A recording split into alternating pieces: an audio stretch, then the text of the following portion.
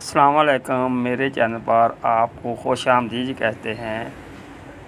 مہربانی کریں میرے چینل کو لائک کر دیں، شیئر کر دیں، سبسکرائب کر دیں اور آل کے بٹن کو پریس کر دیں تاکہ ہر نئی آنے والی ویڈیو آپ تک بار وقت پہنچ سکے۔ مہربانی ہوگی میرے چینل کو لازم سبسکرائب کریں۔ شکریہ۔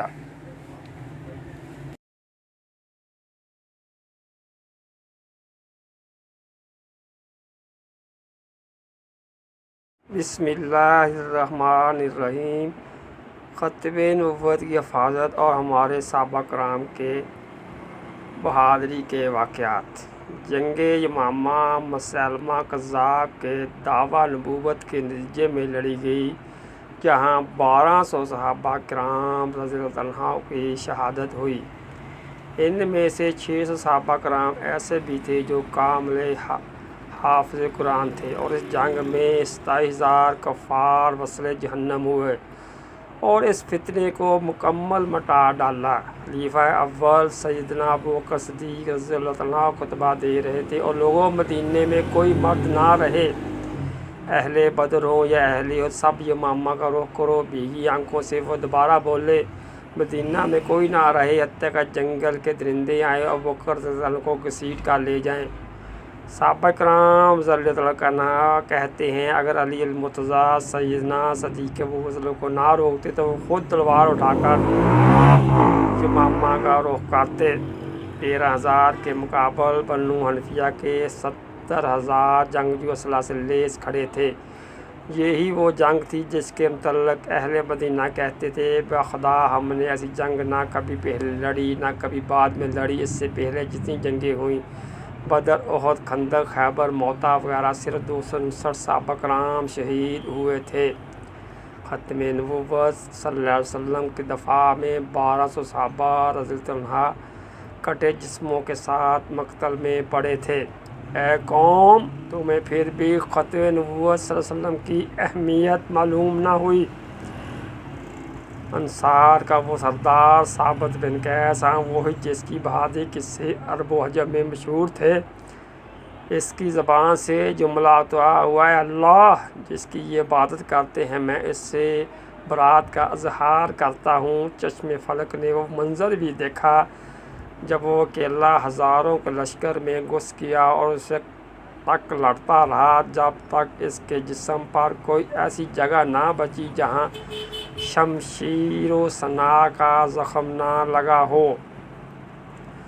عمر بن خطاب رضی اللہ عنہ کا لاڈلا بھائی، ہاں وہی زید بن خطاب رضی اللہ عنہ جو اسلام لانے میں صف اول میں شامل تھے، انہوں نے مسلمانوں میں آخری خطبہ دیا، واللہ میں آج کے دن اس وقت تک کسی سے بات نہ کروں گا جب تک انہیں شکست نہ دے دوں یا شہید نہ کر دیا جاؤں۔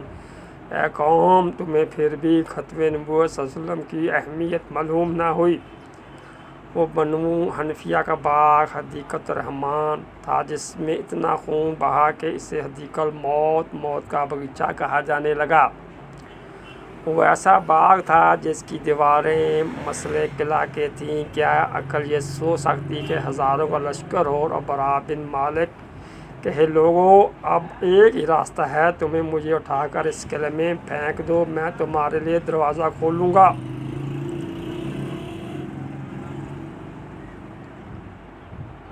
اس نے قلعہ کی دیوار پر کھڑے ہو کر منکرین ختم نبوت کے اس لشکر جرار کو دیکھا اور پھر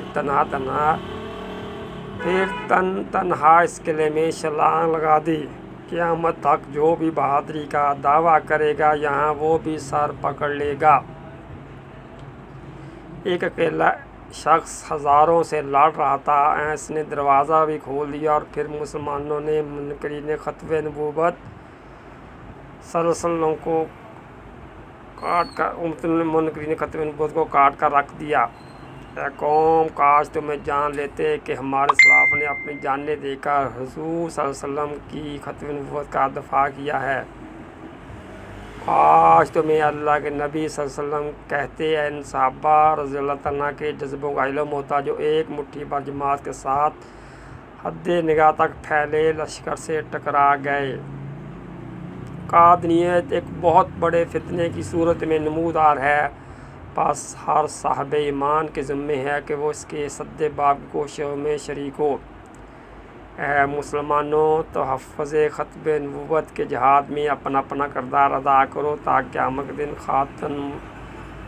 خاتم النبیین صلی اللہ علیہ وسلم کی شفاعت نصیب ہو۔ آخر میں میری آپ تمام احباب سے التماس ہے کہ صحابہ کرام رضی اللہ عنہ اجمعین کی اس داستان عشق و قربانی کو تمام مسلمانوں کے سامنے رکھنے کی غرض سے اس تحریک کو آگے منتقل کرنے کے لیے اپنا کردار ادا کیجیے، اور تمام یوٹیوب کمیونٹی سے گزارش ہے کہ اس کو یوٹیوب